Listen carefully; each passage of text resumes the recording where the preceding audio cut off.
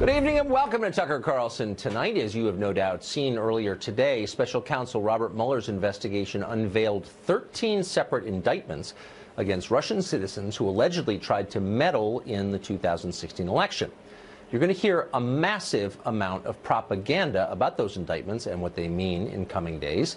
So we've looked at them carefully, and here's what seems to be true about them. The indictments describe a Russian effort to, quote, sow discord in the American political system. This effort began in 2014. That was, of course, before Donald Trump or any other candidate had declared for the presidential race. The effort didn't seem to have a particular ideological agenda. The point was to stir up trouble. During the 2016 race, these 13 Russians allegedly ran Facebook ads and tried to organize events that criticized Hillary Clinton and supported Donald Trump. But the Russians also supported some left-wingers like Bernie Sanders and Black Lives Matter. Hillary Clinton was the front-runner for most of the race, and they wanted to yank her chain, and they did. But once the election was over, the Russians immediately started organizing rallies against Donald Trump. Rallies, though, is probably an overstatement. An anti-Muslim event, for example, allegedly organized by the Russians, drew a total of 4 RSVPs. An anti-Hillary event in New York got just 45. The only really successful event the Russians appeared to have pulled off seems to be an anti-Trump rally in New York City after the election right outside Trump Tower. Now, all of this is annoying. Obviously, they're foreigners, but none of it seems momentous. Here's what's not in the indictments: any evidence at all that any Russian behavior changed a single vote or did anything to sway the election in any direction. Deputy Attorney General Rod Rosenstein admitted as much today. Watch. There is no allegation in this indictment that any American was a knowing participant in this illegal activity. There is no allegation in the indictment that the charged conduct altered the outcome of the 2016 election. In a statement this afternoon, the White House even boasted about today's news. Quote, President Donald J. Trump has been fully briefed on this matter and is glad to see the special counsel's investigation further indicates that there was no collusion between the Trump campaign and Russia. And that's basically true. Close to 20 people have been indicted in this investigation so far.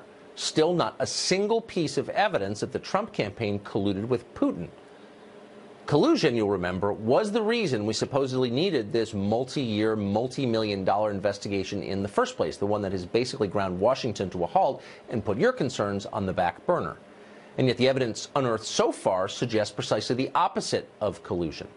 Today's indictments say the Russians made contact with, quote, unwitting Trump supporters and campaign members.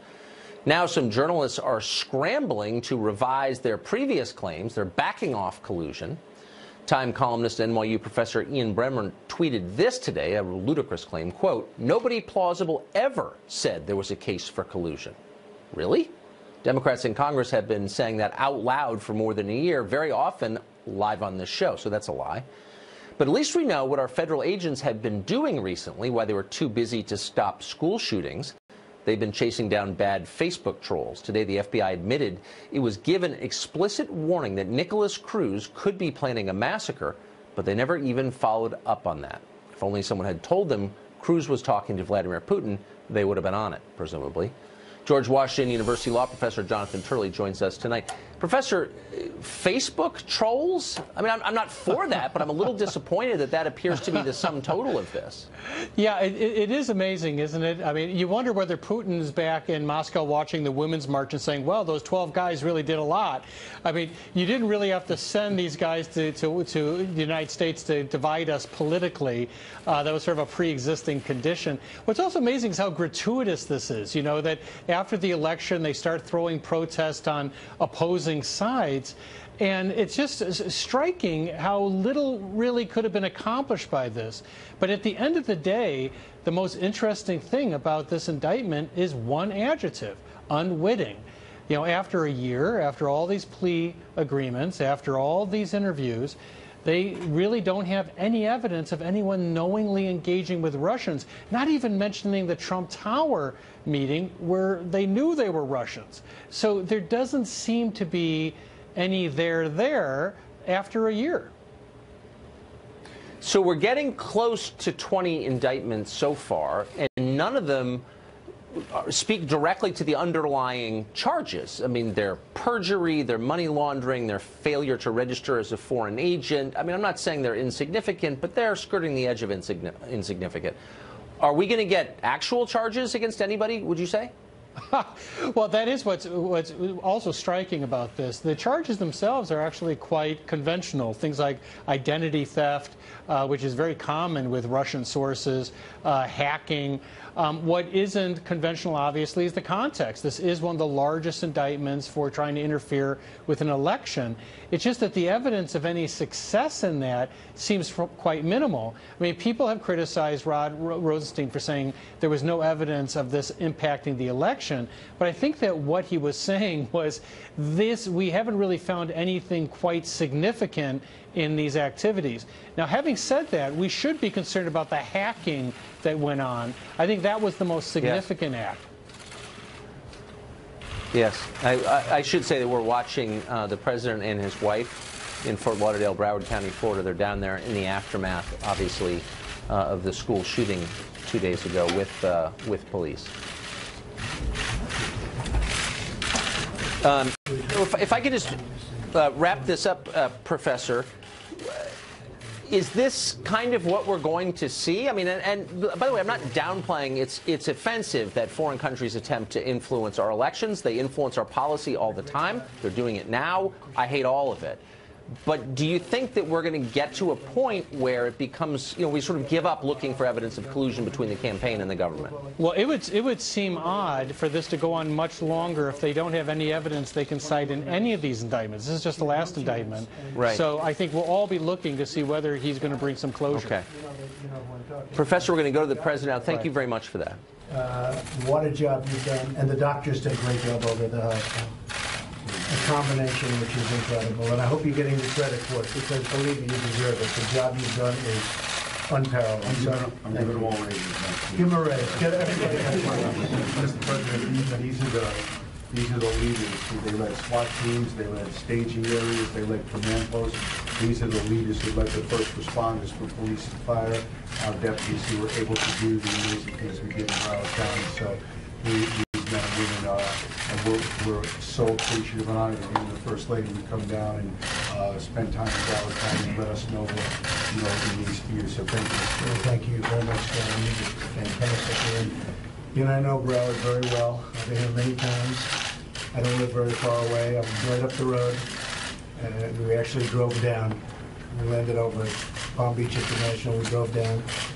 And this was supposed to take place on Sunday or Monday. And I said, no way. And then Marco said, hey, he wants to go down early.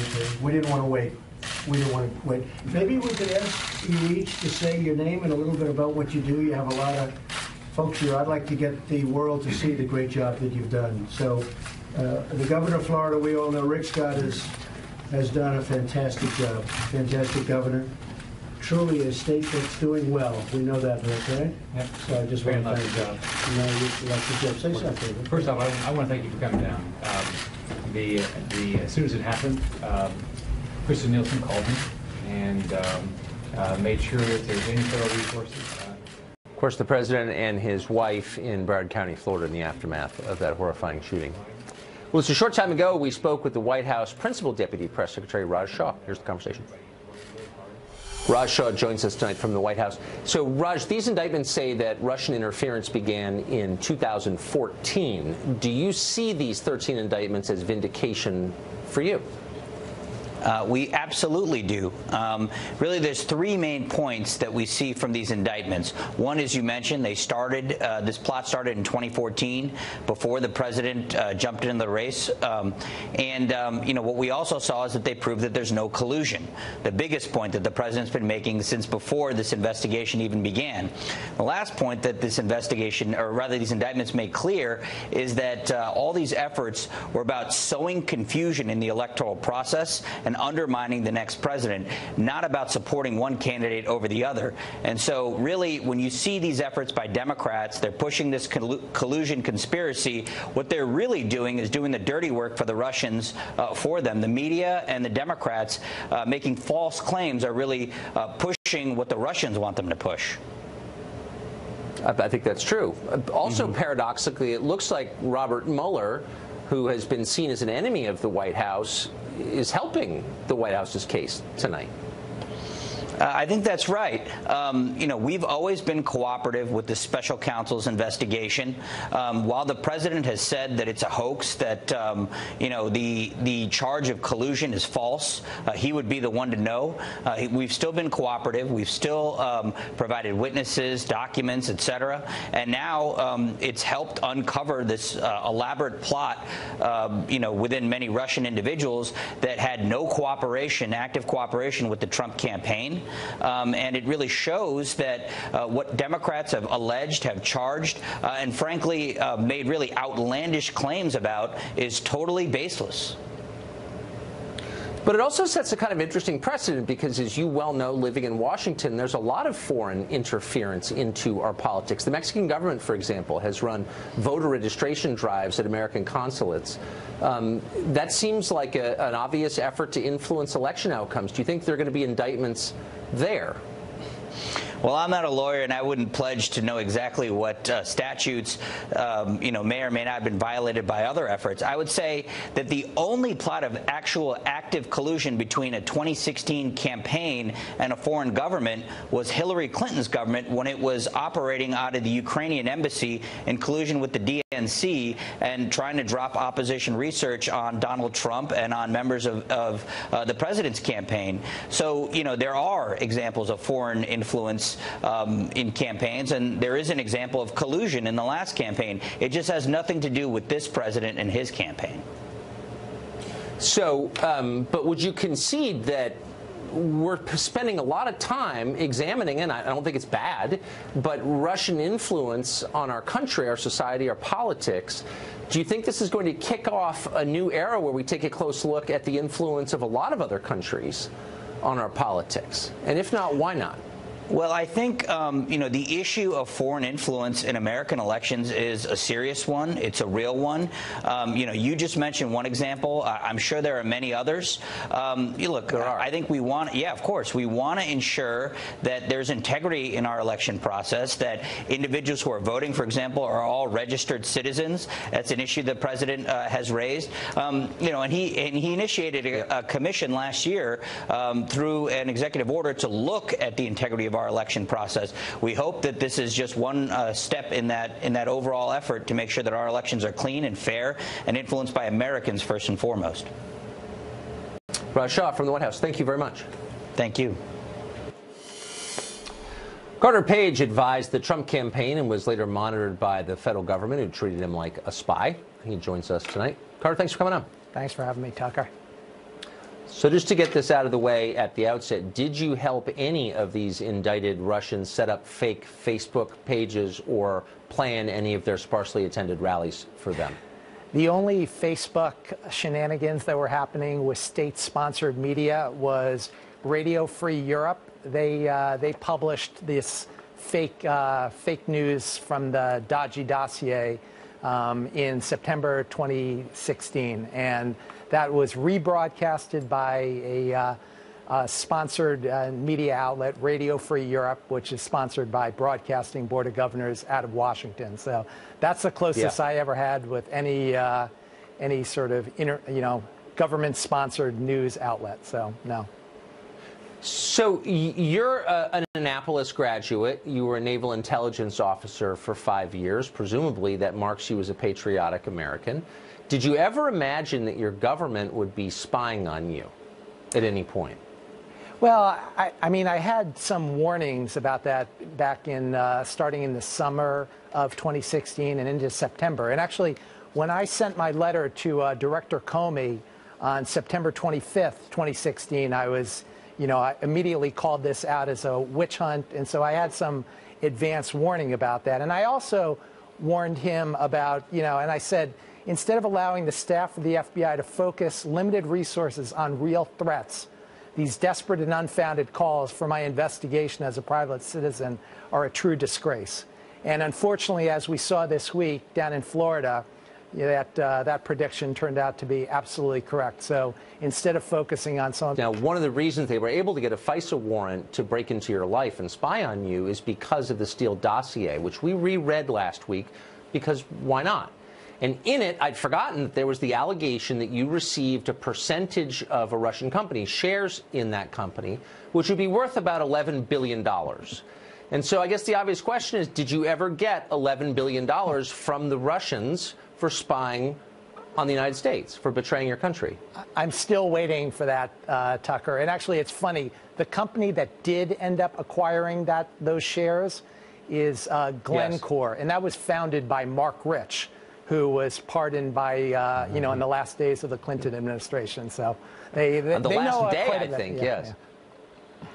That's so. I mean, I don't want to get into a lot of pathos here. I don't even know you. I've never talked to you before tonight, but I've just been wondering as I watch you again as an Annapolis graduate and a former naval officer, having your life destroyed by the U.S. government. Like, what do you do for money, and how much has this cost you, and what has this done to your life? I keep thinking that.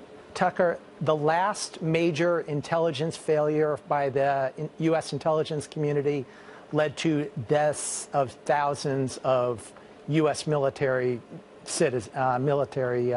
officers and soldiers and airmen. So to me, this is a minor cost. And so I'm just thankful that this false intelligence that was put into the bloodstream of the U.S. government was not followed up on. And, President Trump was able to call this out for the complete lies and misinformation that it was. Well, I'm sorry you never got the $11 billion in blood money that Steele claims you did. Carter Page, thank you. Good to see you. Thanks, Tucker. You too. Well, more analysis of today's indictments and what went wrong at the FBI. A former agent tells us next.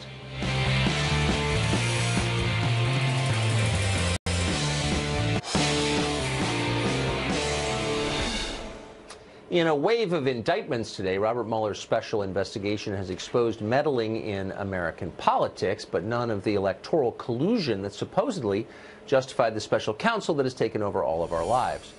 John Daniel Davidson is a senior correspondent at The Federalist and a careful observer of this whole saga, and he joins us tonight. John, thanks for coming on. Thanks for having me. So, I mean, the White House is saying this kind of settles the question of collusion because it says explicitly that there wasn't. But I thought the rest of us, acting on common sense, would have concluded that when the U.S. government, led by President Trump, started killing Russians in Syria, that's not the behavior of a Russian agent, right? Right. Let's be clear about something. The Mueller indictment today and the Mueller investigation generally isn't going to prove or disprove anything definitively. That's not the purpose of the Mueller investigation. The purpose is to investigate to what extent did Russia try to meddle in our electoral process. And careful observers saw back in 2016, even late 2015, that indeed Russian trolls were trying to interfere on social media and create noise and controversy. It was obvious if you looked close enough. So the fact that Russian troll farms were trying to meddle in our election shouldn't be news, but the indictment is a good reminder that that was happening.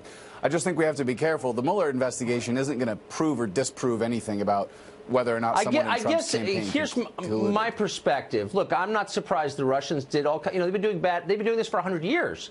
But where I sit in D.C., you have the Mexican government, which has massive influence on our immigration policy. You have the Saudi government, which has massive influence on our foreign policy, pushing us toward war in Syria and Lebanon. And it's working, and nobody ever says anything about it. And yet we're mad about Russian Facebook accounts. I mean, it's insane to me, anyway. Well, obviously, the impetus behind the special counsel, the impetus behind this whole investigation was partisan from the get-go. And that's what we're finding out more and more with this congressional probe of the FISA warrants and the authorizations that the FBI got to spy on Carter Page, who you just spoke to. So the impetus was no doubt partisan, but it's exposing something that, as you say, is probably more common than most Americans realize. It's not a bad thing to be aware of it. It's not a bad thing to sort of shine a light on it. But maybe what will come out of this, the positive thing that can come out of this, is that we're all more aware and we pay more attention to the ways in which foreign governments try to influence our elections, try to influence our elected leaders and whatever administration happens to be in power in Washington. So next time censors working for the Chinese government control the content of our Hollywood films, I hope someone says something about it, because it happens all the time. John, thank you. Great to see you. Thanks. The FBI was able to catch Russian Facebook trolls, but they couldn't stop American school shooter Nicholas Cruz despite multiple and repeated warnings. Something's wrong at the FBI. We'll tell you what when we return.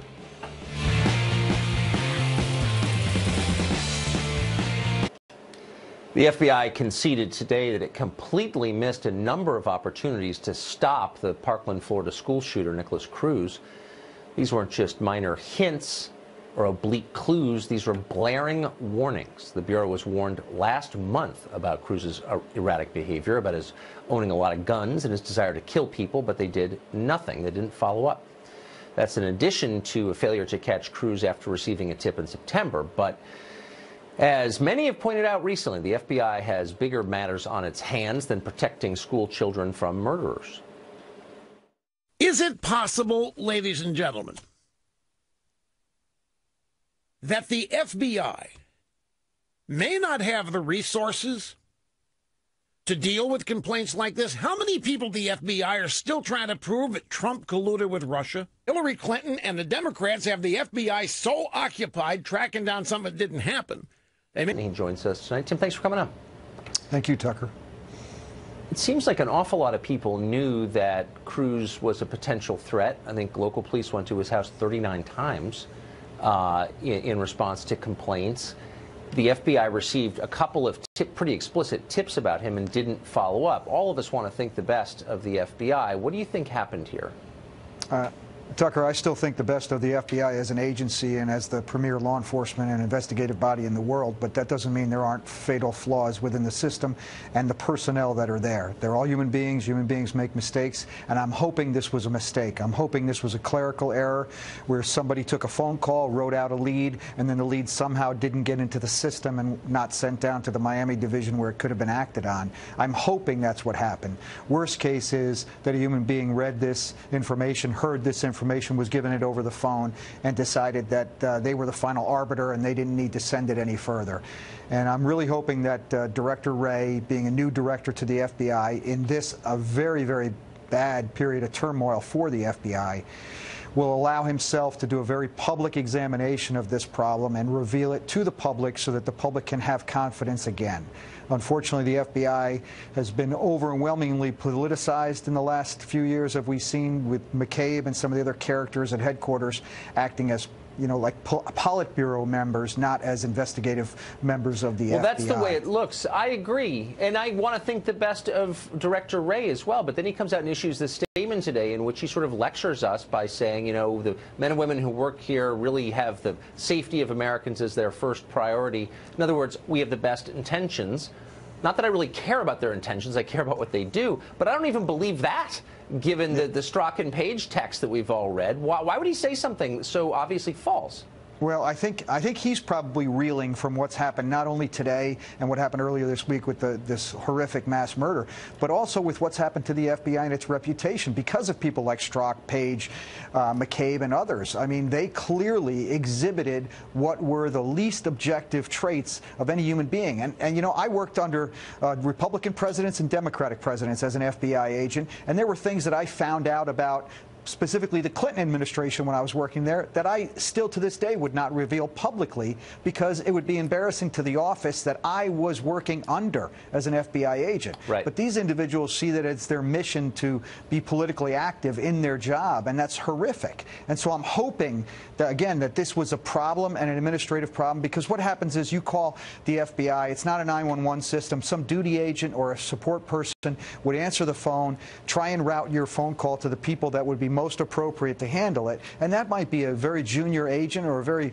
very senior agent, but it might be somebody that doesn't know what to do with the information. And in this case, it would seem it would be very likely, if the individual you're talking about is in Miami, that you would tell the Miami division so a lead could be generated for agents to follow up.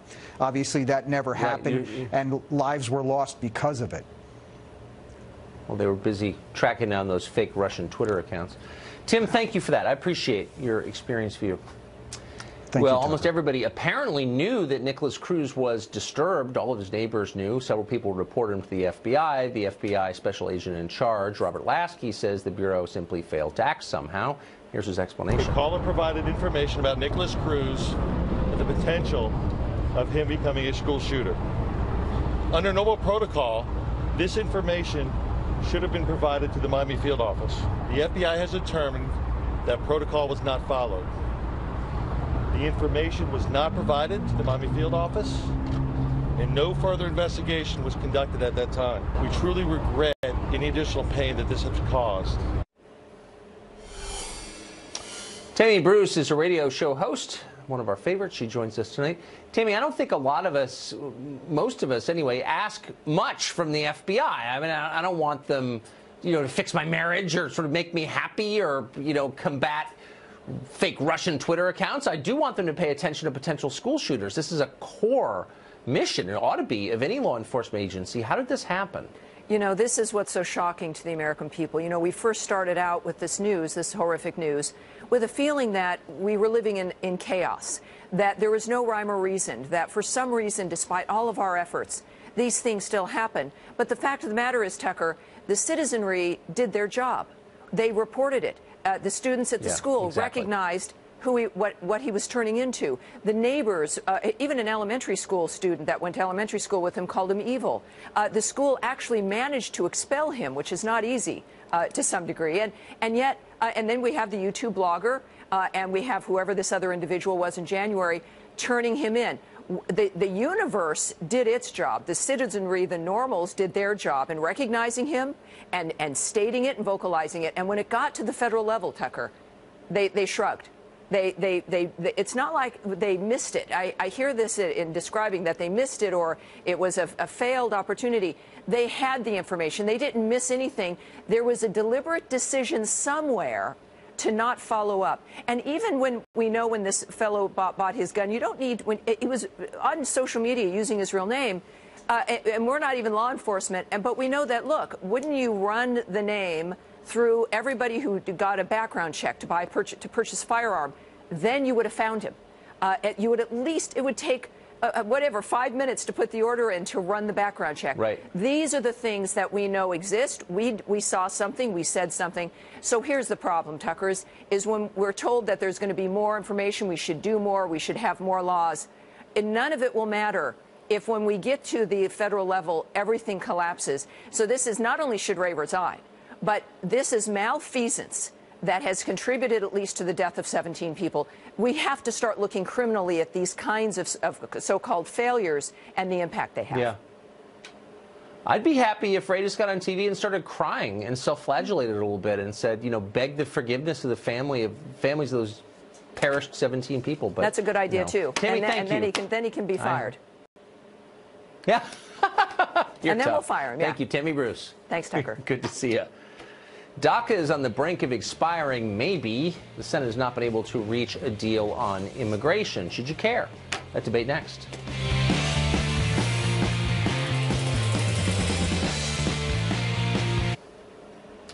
Efforts to pass immigration reform are breaking down completely in the Senate. Well, the White House is willing to grant amnesty for about 2 million people. The Senate voted down deals to do that, as many senators insisted on opposing proposals that would have strengthened border security or ended the diversity lottery. Ultimately, the left's desire to allow more illegal immigrants to enter the country overpowered any interest in protecting the Dreamers from deportation. Raul Reyes is an attorney, and he joins us tonight. Raul. Good evening. So good evening. So just the first thing, which I can't resist bringing up to you, every news account I've read about the failure of this deal to go through begins by saying the future of the Dreamers remains in limbo, and I should be very concerned about that. And I do feel bad for them, actually. But a lot of Americans have lives in limbo because they're addicted to drugs, or they're unemployed, or they're in poverty, as a lot of our country is outside the cities. Why should I think that the plight of people who shouldn't be here in the first place and have no legal right to be here is more important than the suffering of my own countrymen, which is being shoved aside in order to address their concerns? I'm confused. Right. Well, I think the way, in my view, the answer to that question is that one group of people is not necessarily more important than the others. When people talk about the Dreamers being in limbo, that's because of these court decisions. We don't know what their status is going to be of the program. Because of the failure in Congress to come to an agreement this week, we don't know if there's going to be any consensus about what to do about their status going forward. And I think when people ask me why should we care about them, what I generally say in terms of like the larger debate going on in the country is because that's what most Americans, they want it solved. They want them to be allowed to stay, legalize, or path I think to that's right. citizenship. No, but I agree. Look, most people just want to settle. But hold on. Yeah, I think that's probably right. But there was a report out last week that showed for the second year in a row, life expectancy for the entire American working class went down for the first time in American history 2 years in a row. The coverage of that has been, let's see, none. And the coverage of the plight of illegal aliens in the country has been overwhelming. So again, it's a matter of proportion. Like I understand it's a concern. Most people want to get it done, whatever. But is that more important than figuring out why actual Americans are dying younger by the millions? Do you see my concern here? No, of course. And actually, I mean, I think for all of us in this country, that's something we all have our family members and our seniors. That's something we should, to your point, we should all care about. I think our country, though, especially our government, is capable of doing both. We can take care of our own citizens and look into some of these problems, and we can also address this system we have right now. I think you and I agree that in a sense our immigration system is broken. Well, yeah, I mean, I guess it's broken. I don't know. I mean, it seems like if you thought the law was real, you would act on it. If you're not allowed to be in this country, you can leave and apply legally. Why is that a bad solution? Why do we write laws that we ignore? Isn't the whole message of this the system is a joke and laws don't matter? No, I don't think the system is a joke. I mean, especially for these young people, their futures, as you mentioned, their futures are hanging in the balance. They are very concerned about whether they're going to be deported or whether they're going to be allowed to stay. It's a big question mark. I don't think the system is a joke. I think where we are right now is that there is consensus in the American public that we should let these people stay here. Congress has not been able to move past the question of how to solve that problem. And part of the thing, in my view, part of what complicates this is that Donald Trump, whatever you think of him, he's been sort of an unreliable negotiator. Because on one hand, he's saying he wants a bill of love, and he'll take the heat for something that would allow them to stay. And then this week we saw he went back to the 4 pillars, which was a very hardline approach. And I think it would be easier for both sides if he were willing to stake out a consistent approach rather than going back and forth. No, look, the argument was what to do about the Dreamers, the DACA recipients, about 700,000 people. Trump said, you know what, I'll let 2 million stay. Democrats said that's not enough. You need to legalize all 12 million. This is, look, but why not? Here's my solution. How about everyone who is in violation of the law and doesn't have a legal right to be here can leave and then apply, because we let in 1 million people legally every year. Why doesn't every person here illegally leave tonight? Some of them won't like it, but it is our law. And then they can come back if they get in legally. Why is that not an option? Well, I think for 2 reasons. Number one, for the economic disruption it would cause, if we had all these people leave. And for many of these people, what happens, the way our laws are set up right now, if they are here illegally and they go, say, if they self-deport, so to speak, and go back home and try and come back, there's on the law they're barred for a minimum of between 3 to 10 years from even applying to come back. And those people do not want to be Dreamers, do not want to do that. Them. So that's sort of a realistic, they don't want to be pragmatic impediment for them doing it. So people who came here illegally don't want to be hassled. Right. Okay. Well, no. So they don't want to go through that. Why would they? Hilarious. All right. Filmmaker Rob Reiner has been shouting for months about Russia's cyber invasion of America, using the word treason. How does he respond to today's indictments? He joins us next. Steve.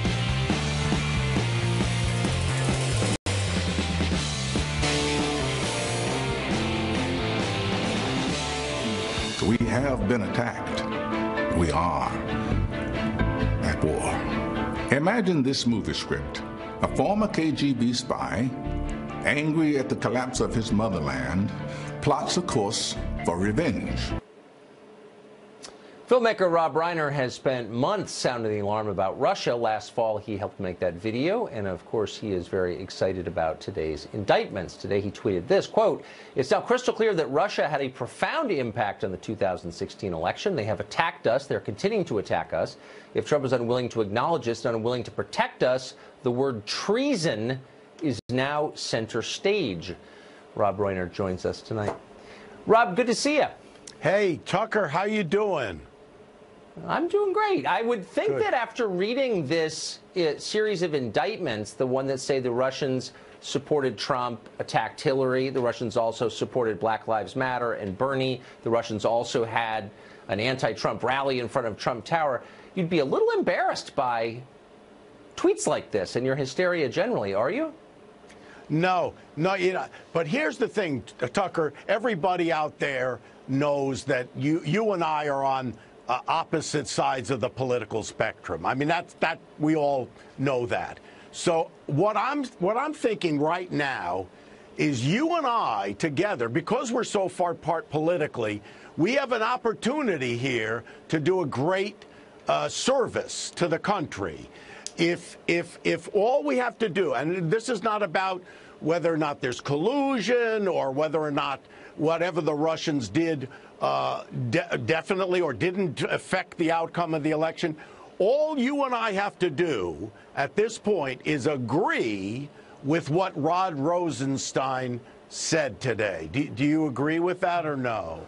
I guess. I mean, I don't know. I mean, yeah, I don't like foreign countries meddling in our affairs. I don't like that you tailor your movies to the Chinese censors' specifications, as you know you do. So I don't like any kind of foreign interference at all. I find it all offensive. I'm just saying when you accuse somebody of treason, I've heard you come out against McCarthyism, and to see you engage in it, treason, unpatriotic, you use phrases like that. Why would you do that? No, I didn't accuse him of treason. What I said yes, you did. Is no. What I said was, if he is refusing to acknowledge the fact that the Russians did attack us during the election, and if he refuses to do anything about it, then you're conspiring with an enemy. And that's all I'm saying. Okay, but can I ask you, are you aware that that you want something to do, but we're now killing Russians in Syria. Trump killed a bunch of them last week. Were you happy about that? Were you excited that he killed Russians?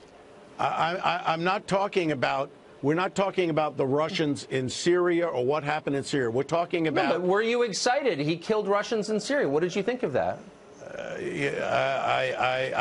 don't have an opinion about that. I know, I know is what... No, I don't. All I know is what has happened is that we've been invaded, and they continue to do to try to disrupt our democracy. And like you just pointed out early, you know, they'll go on both sides. They'll try to help Bernie, Jill Stein. Do you think the Russians? Anything to disrupt the democracy. Do you think the Russians have more influence in our country than the Chinese government, to which you routinely kowtow in your films?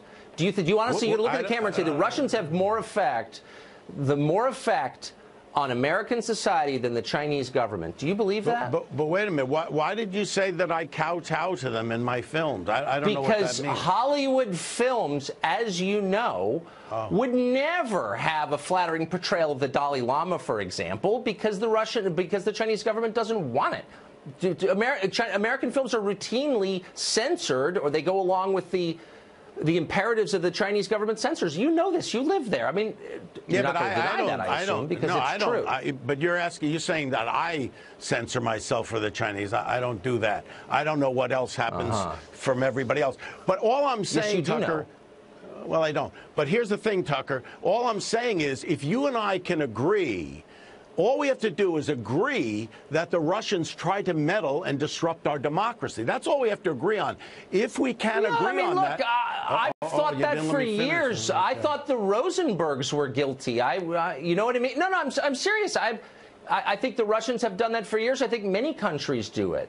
Yeah, but, I mean, there's no question about it. They do it. Right. They do it, and the Russians have been doing it for years.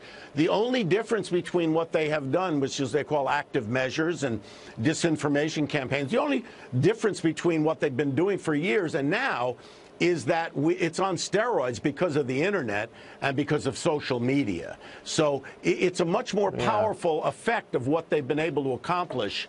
Right. Now, will you agree that you probably shouldn't call people unpatriotic or treasonous on your Twitter account? Can we just agree on that note?